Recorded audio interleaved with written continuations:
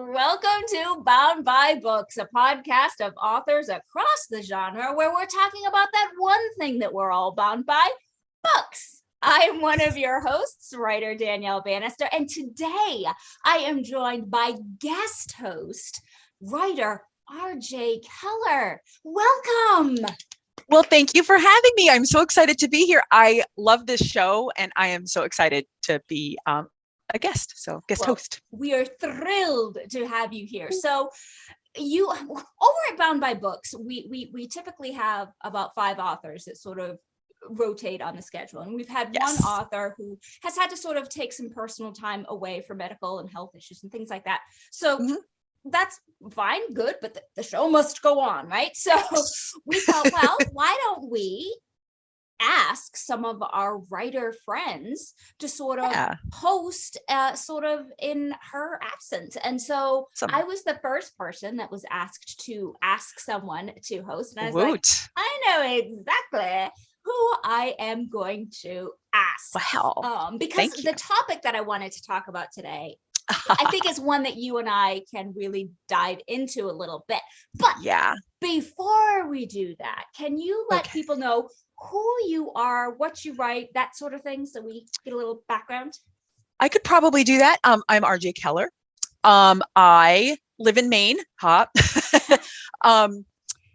have been writing for, oh my gosh, I have lost track. Probably 15 years. I was going to say, it's longer than me, so yeah. Oh man. I have one published book, which I just happen to have with me. It's called Waiting for Spring.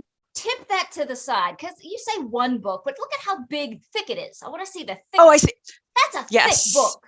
That clearly doesn't count as one book, in my opinion. It really kind of doesn't. There's one review that states it could double as a murder weapon. So I don't know if that's a selling point or not.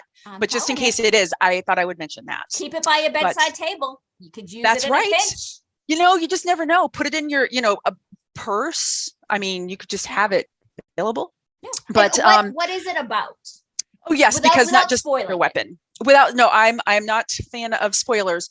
No, it is it is I would not call it a romance. I would call it probably women's fiction, and it is about a woman in Maine who lives in a rural area. She moves to an even smaller town after a divorce, trying to escape her past, but we all know that just doesn't work. Your past is you.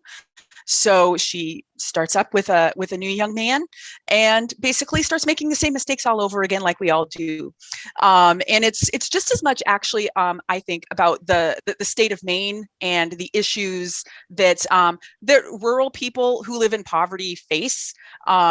So yeah, that's what my book's about. Yeah, it's a very gritty and raw and real book. It's not like a glamoury, this is what it is to live in rural Maine. And living in rural Maine, as you and I, we can attest to the fact that that's a pretty spot on description. Well, thank you. I did try. I think gritty is the perfect word. Actually, one of my other writer friends once said that there should be a genre called grit lit. And if there were, I think that's probably what this would be. I like that. Yeah. Would that be cool? It's so frustrating that this book has to sort of be lumped into women's fiction, because there is no really category that it fits in nicely. I'm like, when you put it in women's fiction, people just assume that it's this light, frilly thing, and it's not. And that just instantly says, well, men wouldn't like this. Right. And that's the other thing. I actually chose a pen name that was not where there was initials, so that someone could see it and not think, oh, that's, a woman wrote that, a man wrote that, whatever. It's just an author to try to help that out. It's very frustrating. There's no such thing as men's fiction. It's just, we really need to figure out a way to not have that be a thing. Yeah. It's a little maddening. It's a little frustrating that is still a thing that's happening even now. So the reason why I asked you here I have a lot of author friends, but I had to ask you because, well, in full transparency, we know each other quite well. We should just know this. We live in the same state. We live in the same county. We're about 20 minutes away, 15 if you're going past the speed limit. If I'm driving, it's about 15. We're in the same area of living, and we do a show ourselves called Between Two Couch Cushions. We talk shop about our books and things like that. So we do know each other, we do have a history, and we've known each other for, it's got to be about 10 years, because I think it's 12 years. I'm good with dates. It could be. I'm not good with dates. It very well could be, because I remember we met at picnic, right? At the at the Belfast Maskers. At the play picnic. Yes. Not a like picnic. At a That's picnic, right. But a play called The Picnic. I think it is. I don't even think it's I don't know. It's been a hot minute since I've been in it. I don't know if it's The Picnic or Picnic. But we met there, and just through, being actors, I heard that you were a writer, and you had self-published. You were one of the people that self-published when self-publishing wasn't a thing, really. I mean, it was a thing that people did, but it was like, ew, you self-published? It was very looked down on. Yes. Right? Yeah. And I remember going, how did you do it? How did you do it? And you kindly said, I don't know if I'm doing it right, but this is what I did. Right. And we became pretty fast friends after that. Right. Yeah. So that's what did it, I think. Why did you decide to go that route? That's a great question. So this was back in roughly 2008, I think. And I had written the book, and I had polished it. I actually have a friend who is an editor who was kind enough to look it over. So then I did another rewrite because, and then I did what writers are told to do. I shopped it around to literary agents.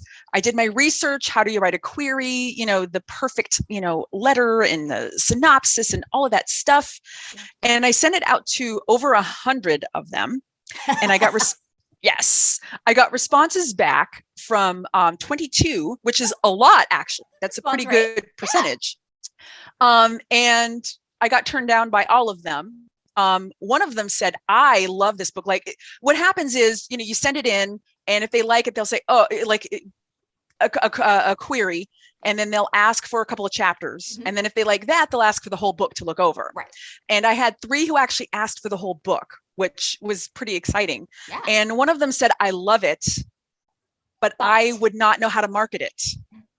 And so I was like, well, I bet I could figure out how to market it. I mean, who better than the author? And I had no idea about I didn't even know self-publishing was the term. Right. I just thought I could build the book and sell it, Right. And so I went online to do research, and this is right around the time the Kindle first came out. And everybody started, hey, I can, self-publish. And I found some authors who really helped me out, taught me how to, format the file for the Kindle, how to format the book, and I put it out there. It didn't sell a whole bunch, I mean, it was in the desert for a while until, I will not mention the author's name, but an author who at the time was very anti-self-publishing, was very, he had a blog about it, and basically all these books are trash, they're this, they're that. And someone who had read my book put a comment on his blog and said, that's not true. I found this self-published book. Here's a link to it. Everyone should read it. And then, and then they did. So then that caught the attention of an Amazon publishing wing called Lake Union Press. Long story short, they signed me on, and so I am currently no longer self-published, but it is still. That's just so many different avenues that you can take. In definitely. It's just phenomenal. So now to get to the actual reason, the crux of what we're talking about today. I wanted to talk today because this is something I'm not sure, maybe one other author in our group could talk about, but was the idea of co-authorship, where you take on a project together. You're writing one project on the same thing. I've co-authored things before. I have a trilogy that I've written with fantasy author Amy Miles, Netherworld, Hollow Earth. Isle of Glass. We co-wrote that together, and I've collaborated in Havenwood Falls, which is a shared world. So you had to kind of collaborate with other authors because you're using their characters. So it's a different sort of collaboration. And I'm also collaborating with a local Maine playwright for an upcoming work where he's writing the full-length play for the show that my characters are rehearsing in my novel. So it's, again, a unique, different collaboration. I'm super psyched about that one. So that's coming. It just needs to go to the editor and get the cover made, but it's coming. Right. But I wanted to talk about the collaboration that you and I started. So do you remember even how that conversation came about? Or it's funny you should ask, because when you asked me to do this podcast, I really had to think, because it was a while ago. Memory. I think if I remember correctly, we were over at your house commiserating about life. Probably. And you were commiserating about a particular thing, and I won't say what, but and I said, you should write a book about that. And you said, oh, I don't know, it's too close. And I said, what if I help you? And you're like, nah. And they're like, oh, okay. And then I think probably we had some wine. And after the wine, we both decided it was the best idea we'd ever heard. So it is, yeah. So we started a collaboration. This was years ago. This was a while ago. It was a while ago. Life has happened, okay? In between that wine-filled idea and now, life has happened. The idea isn't dead. No. The collaboration isn't over. No. But we had some life we had to get through. Yes. It's kind of napping, but it's still there. That's right. Right. So I wanted to talk to you about, because I think this was your first collaboration, right? With a writing project. Obviously, you collaborate in other things in your life, but it was a first for you. And I'm curious what that experience was for you, because I know that I am difficult perhaps to deal with. Okay. I would not say difficult. Here's the thing. I think you and I probably could not be more opposite in our approaches to writing. So it wasn't that it was difficult. It was just like, oh, I have to start thinking about things and planning and plotting, because that's you. Ye of 7,000 planners. I have one planner to rule them all, just different notebooks for different books, but yes. Okay. And I am very much kind of a pantser, fly by the seat of my pants. And so I actually think that's a great combination to have, because what I was finding is I was kind of going off on my, like, I call them writing exercises. What would the character do? Let me just do this whole, she goes to the park and what does she encounter? Like, this is how I do it. I want to get into the characters' heads. Sure, yeah. And then after I'm like, okay, I know this character. All right, what do we want to do with them? That's kind of my process. And plot comes from after I kind of figure out the characters. Yeah. Whereas you are very much, how about we plan this and here's the plot beat, and which I had never done before. So that was really good for me to have exposure to, an actual person who knows how to plan and plot and logic and stuff. And I've actually taken to doing some of that in my own writing on my own. So that's why I say writing with you was not difficult. It was it was a very different way of doing things. In fact, if anything, I feel bad for you, because my husband is also very organized and he loves me to pieces, but I also drive him crazy because of my lack of organization. So I'm imagining that that's how you were feeling, at least a little, if not more than. I think for me, I still remember actually you were over here and we were outlining and I was taking flashcards. I taped out with masking tape, kind of a plot outline where, you have your normal, this is my normal everyday. And when it starts to go up, what's the thing that starts to have the roller coaster go up, and it goes all the way up to the climax, and then it comes down, and just taking some index cards. And we were just brainstorming ideas because we didn't really even know what our book was going to be about. So we were like, well, what if we did this? And we were just kind of just seeing if we could throw a plot together before. Because I think that's one of the things that I did learn, at least through collaboration, is that even if you're not a planner, you both have to be on the same page. Yes. And if definitely. you're not on the same page, it just becomes a nightmare project. And that's sort of where an outline is essential. Even if you don't like them, they become essential because you need to know what you're writing toward. Yes. So that everybody's working toward the same goal. Now, I know that there are some author collaborators who one person will write the first draft of the story. And then it's the other author who will go back and do the second draft or add in the prose or whatever. Maybe one author is really strong at like just getting the dialogue out and the other one is really good at the prose. So they'll do it that way, which is totally fine. But sort of that second author has to accept that this is the plot, right? Because this is, so you have to sort of come to an agreement on which way you want to approach it. So so that you don't have you're both going in completely opposite directions while you're computers. Correct. And I think what was the most surprising for you was not, the lack of plotting or planning. It was just how very different we approach first drafts. Yes. Completely opposite. And I'm not saying that there's one right way. They're just completely different. And yes, there's no wrong way or right way. But I think how we were sort of doing is we were assigning chapters. Like you would take this chapter, I would take this chapter. And so I tend to write mostly dialogue in my first drafts. I tend to be dialogue heavy. And then in my second and third drafts, I'll go in and I'll go, oh yeah, I guess I got to describe where they are, and what they're wearing. But it's the actor in me. I'm more concerned with how are these characters interacting with each other. So I want to know the action before I fill in the other stuff. So those would be my chapters, mostly dialogue. Your chapters were they were more like paragraphs of like what, I guess, how would you describe what they were? I would say, so basically I have like a scene in mind, in my mind. And then, so I sort of write out, so at this point, person, the character, what we need from her is she has to learn X, Y, or Z in this. So what we're going to I basically narrate what I'm going to write in my second draft.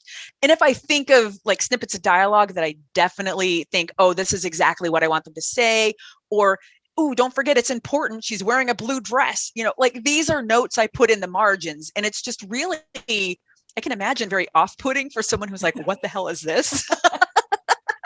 Because that's my first draft. Wait, did she give me the right thing? Is this what she? But then like, oh, this is just how she does it. This is just her process. Yeah, which is totally fine. But very different from yours. Very different. And so for you, the second draft is where you put in all the, I guess I would say we're actually right. To me, I think my first drafts are probably not an outline, because they're definitely not as organized, but outline, maybe a very, very detailed outline. A very detailed beat within. Yes. Yeah. And then you describe the scene and what you want to happen there. But not necessarily the dialogue that happens. Right. And I don't actually like tell the story. It's basically, that's my second draft. Right. So like all those things I just said, if I was writing the character from a first person point of view, that's when I would start writing. I walk down the stairs and blah, blah, blah. Right. And as opposed to the outline, which is she's going to do this stuff. Right. It's almost like I'm telling myself the story, but then writing it down at the same time. That's an outline. You're outlining. Oh, damn it. You're outlining. Okay. And then your second draft is technically probably your first draft. Probably my first draft. Okay. Probably your first draft. But so maybe that's why we had such a time, because you were writing a first draft and I was just outlining. But we did have an outline sort of to go. Oh, we did. Excel. I don't even know what format we put it in, but I think it was Excel. We shared it in a Google Drive. Yeah, there it was. Look at us collaborating like we know what we're doing. Look at us go. But that's important, because I remember like when I had to collaborate with Amy, she and I, we lived in two different states. So it wasn't like we could just sit down together and talk about what we were going to do. We had to, basically we had a Drive doc open. We had one Drive doc.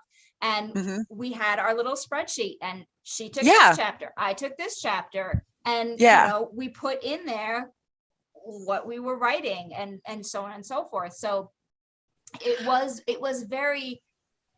very tedious, and it did sort of restrict you, because you're like, oh, I gotta stay. Like if you had a really good idea, right, it wasn't like you could go, oh, I'm gonna veer off, because that idea could affect not just this book, but the next two down the line, because you'd already roughed out where those two books were going. So it can create ripples if you don't know what you're doing. And also, like with the collaboration that I'm doing with Randy, I didn't really know what I needed from a play. I just know that I needed a play that my actors in my story could rehearse. And so with him, we had to sort of collaborate. He's like, well, what are the ages of your characters? Oh, that's a good place to start. You know, they're in their 30s, and you know, this is kind of what I envision what they look like. So I sent him my sort of character sheets, and then from there he was like, okay, at least now I know who the cast of characters are, and I'll try to craft a story with that particular group that you've already started on. That's very cool. Where I'm writing sort of this, you know, light romantic sort of comedy, he's writing a very serious drama. So it's even genre wise, they're completely different, but we had to collaborate with each other to make sure that it would, even if nobody ever makes the connection that these two are connected, it was really fun for us to sort of play around. Yeah. You know, like, don't what a great juxtaposition now, because we're rehearsing that line. And yeah, exactly. No, I love the idea of like a lighthearted comedy, and then the play, and it's like dark, and you know, and then once the play is produced, oh my gosh, I just love this whole. There are plenty of cross-pollination opportunities, which is what I thought was fun, and I wanted to have a main playwright because I thought, hey, wouldn't that be fun? Little did I know that poor Randy had never actually written a full-length play, but he had always wanted to. So I was able to fulfill a dream. Nice. And my incessant nagging and reminding, like I did with you, you're just probably what got him to the finish line. Well, honestly, it's what helped me. I mean, get to the finish line of our first draft. So that's sort of where our book is right now. We have a first draft. Yep. It's got some chapters that have dialogue and some that have outline beats. Yes. You see, I was going to say crap. So you were much nicer. No. So it's there. We just have to, you know, carve out the time to, you know, now that life has sort of settled down a little bit. Yes. We need to go back to it. And it's so funny because I've actually been doing that thing. I mean, you know what this is like when you're thinking about your character and start to imagine and wander. I've started doing that with our characters. So nice. You know, hang tight. That's a good segue, because I think there was something unique that we did with, well, maybe it's not unique, but it's unique for us, what we did with one of our particular characters. So we had one particular, our male sort of hero. We started creating a Pinterest board of just like inspiration, so we would know how to describe them and what they looked like. Yep. But why don't you tell people who that was and sort of how that... So we were just grabbing like random pictures of people, you know, like, oh, I think she looks kind of like how I'm seeing it. What do you think? You're like, how about this? Oh, yeah. Okay. But it wasn't anyone famous, you know, just people that we could look at to go, this is what they look like when we're describing them. Again, just so we're on the same page. Right. Exactly. You know, so that we don't have like, you know, red hair and blonde hair, you know. Exactly. So then I don't even know how, but I was scrolling through Pinterest, and there was a picture of Paul Rudd that came up. And I was like, ooh, Paul Rudd, I really like him. And then I was looking, and because I was really looking for a character, Paul Rudd. I'm like, okay, yeah, Paul Rudd, great. So I pinned Paul Rudd. And you're like, yeah, I like Paul Rudd. That sounds good. But then the next chapter I had to write was the sex scene. And so now in my mind, I've got Paul Rudd in my head. So it was a little bit awkward. And I mean, you know, it's odd though, maybe not so odd. I think of all the, you know, chapters I wrote, it's the most in detail. So that's a thing. And, you know, to be fair, thank you, Paul Rudd.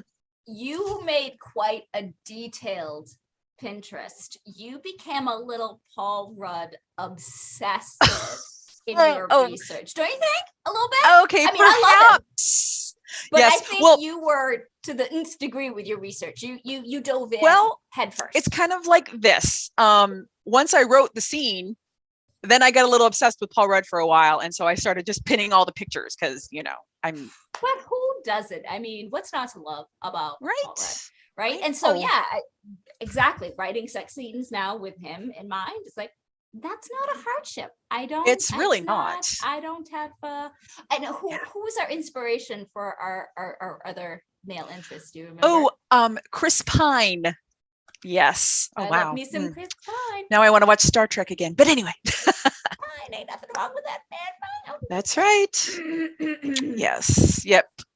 So let me ask you this. In terms of collaboration, our first endeavor into it, what would you say was the easiest part and what was is the hardest part? I think I'll start with the hardest part, only because it's the easiest thing to think about. Was just honestly our different styles. And I felt for a while, and this was not because you were putting pressure on me, but I felt pressure to get my draft more a little bit like yours right out of the gate. And I had to realize, no, it's okay to have our own separate process. Absolutely. And as I was trying to write more like you, it wasn't working. No, so of course not. I was like, okay, nope, back to just how I do it. And then we'll figure it out later, and I know we will. But actually, I think the easiest part is just the story itself is a fun story, but it's also got some depth to it. So it's a fun story to write. And I think that's the easiest. Yeah. And when it came to the actual, the plot and like what the characters were like, you and I were almost immediately, I think, on the same page. Yeah. And we've I don't think we've had any like disagreements or anything. We're like, so far, No, yeah. So I think generally, it's been an easy collaboration for me, to be honest. And I think that once we're able to sort of dive back into it, I think it's going to be smooth sailing because we now know how each other works. We're sort of through that like awkward sort of dating phase of like, Yep. So now we know, okay, that's how they work. This is how I work. It's going to come together. And that I think that once we just start putting it on paper, because I tend to write a first draft and I consider that like my magic draft where nothing goes wrong. It's all right. Everything I write is golden. There's going to be 0 edits that I need to make. Aren't I wonderful? That's sort of my mindset, that I don't allow that sort of inner critic in that first draft at all. I think that's smart. Let it go forward. I don't go back. I just go forward. I don't hem and haw about, no, that doesn't work right. If there's something that I know, oh God, now I need to, where this direction is going, I'm going to have to go back and fix. I'll just put in brackets, go fix this section later. Yeah. And then just move forward. It's the second draft where I go, okay, now I got to look at this and realize that it's a lot of crap, and I have to find those pieces of gold that are actually worth and polish them and make them better. Right. Where you really, or at least you used to, I don't know if you still do, struggled with more of the first draft, and you really enjoyed that sort of second draft process. Yes. Where is that a fair assessment of your practice? Yes, that is still the case. Because even though I do incorporate a little more plotting, I guess not plotting, but like you were the big beats that I'm actually thinking ahead about. But yeah, I'm still like, my writing style in the first draft is still the same. And I call my second draft the magic draft. That is so funny because that's when it's like, okay, I can take all this, like all the ingredients that I've put into this and then actually make something out of it. So that's my favorite. It's funny that you use that analogy because it kind of almost is like, I think for you and your drafts, is you're assembling the ingredients. You're putting all of the ingredients on the table with your sort of outline. Like, these are the things that I know that are going to make this magical book cake. And then assembling it is the fun. Yeah, exactly. And the other thing is I write from a very although I have been in a couple of plays, as you know, I would definitely not consider myself an actor, but I understand the concept of like method acting, and just really getting into character and all of that stuff. I feel like I do that only when I'm writing. I'm getting into my character, like I almost become my character while I'm writing them. And I think that's why in the first draft, I can't get to that place because I don't know my character yet. Yeah. So I spend that, outlining first draft, whatever you want to call it, process. Oh, now I know this person. I can live in their skin while I'm writing it. Yeah. So that's more, I think, like where I'm coming from. Yeah.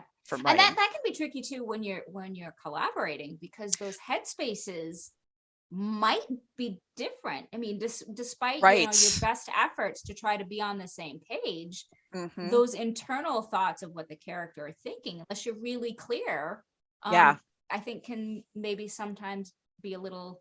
So I think if you're collaborating with someone, those are things that you should be keeping in mind and definitely paying attention to. What sort of advice would you give to somebody who's like, I want to collaborate on this book with somebody? what are some things that you would, say, be aware of? Right. Well, I think basically what we were talking about, just like the writing styles, making sure they don't have to, I think you and I are a good example of this. They don't have to be the same in order to mesh, but they have to mesh. And because otherwise it'll be two tonally different things, especially if you've absolutely got one character maybe that's telling the story.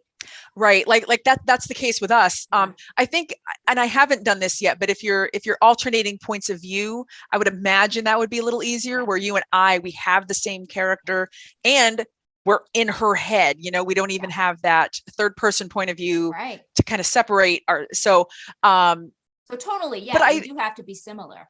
Yeah, exactly. So, and I think openness to what the other person is thinking, because writing is such a personal exercise. Yeah. And it requires some vulnerability to allow someone to see your first draft. Like, honestly, I'm going to go back to that question. You said, what was the hardest part? That was the hardest part. Letting you see my first draft. Oh my God. It was like being naked in front of someone. Yeah. I mean, that's exactly how it feels. So you have to be willing to do that. And you have to know yourself, just as, what am I capable of here? What can I do? What can I give? How much can I be open? And thick skin. You gotta have it. I mean, all writers need it, but I think when you're collaborating, it has to be even thicker. Because of that vulnerability, because that person is seeing your first, second, third drafts. And there are going to be those difficult conversations of not exactly where I wanted to go with it. Right. So you have to be able to not take it personally, which is a lot easier said than done, but that's just and you part have of to the be willing process. to compromise, because there could be a point where you just butt heads with a plot point or a character point, and you've got to find a workaround that makes everybody happy. I think sometimes people are like, oh, let's just collaborate on this, won't it be fun? And they might forget some of the other steps that are involved. I think it definitely is going to take you more time to collaborate on a project, because you're not working on just your own writing schedule. You've got other people involved. And then there's also sort of that financial end, because the royalties of that book are now split. So you need to be thinking about that. I mean, so are the expenses when you think about it. If you're splitting editing costs, you're splitting covering costs, that, but you also have to think about the back end too, in terms of so just being aware of what those other steps are. It's not let's write together. Yeah, exactly. Yeah, because it sounds like so easy, right? Yeah. But I think another thing to think about, and you and I had these discussions, is who is the audience of each individual author, because you have to be able to write a story in a style that will appeal to potentially widely, diverse audiences. Yeah. You and I, for example, I mean, my book is quite gritty. But of course, you look at that wonderful catalog of books you got back there. You've got such a wide variety of books that we were like, oh, this is going to be easy, you know, because, you know, you already have an audience. And even though the book was going to be a little bit lighter than my typical stuff, right, there was still going to be enough of that grit in there to appeal to my readers. Yeah. So that's another thing to keep in mind, which is one of those practical things, but I mean, it is a consideration. Yeah, that's definitely something that when I was co-authoring with Amy Miles on our fantasy trilogy, that was something we really had to think about, because Amy was at the time strictly a fantasy writer and I was pretty much a romance writer. I mean, so our audiences were vastly different. So we had to figure out a way of how do we make fantasy romantic. And a fantasy writer has very different goals from a romance writer. A fantasy writer is all about, you know, that world building. Yes. And, you know, she was really into the blood and guts and the gore of stuff. And I would and so I had to sort of inject the romance and the feels, which she was like, no, I don't want to talk about the feels. I want to punch something, you know? And so seriously, we had to butt heads a lot, not butt heads, but we had to be like, no, this is the part where we're pulling in my readers into your world. And when he loses an eyeball and it rolls to the floor, that's your stuff that you have fun with it. Yeah. So, I mean, those are just very real conversations that you have to have when you're collaborating, and you have to see, is it going to be worth the investment of my time? Because this is a bigger chunk of your time. You've got to think about sort of release schedules and when you'll have time to put this out, when you both will have time to put it out and market it and promote it. I mean, when within both of your schedules can you make these things happen? And so, it's a big investment, but it can be fun. Yeah. I honestly deter people. I should probably say that too. I think we've been having a lot of fun with it. It's a hard thing. Like, don't ever do this. This is the worst thing, but it's not. It's just we encourage, but go in with your eyes open. It's not going to be the same as if you were writing your regular. Exactly. It's a completely sort of different process. Yes. I think we've probably exhausted the topic at this point. So I guess I just want to thank you for taking time out of your day to be here with us. And absolutely, I thoroughly enjoyed it. I did. Maybe we'll be able to ask you back. Who knows? I would totally love that. Be sure to join us next time as we talk more about books and the things that we love about them in Bound by Books. See you next time. Bye. Wait! Before you go, don't forget to like, comment, and subscribe, and check us out on our website, boundbybookspodcast.com.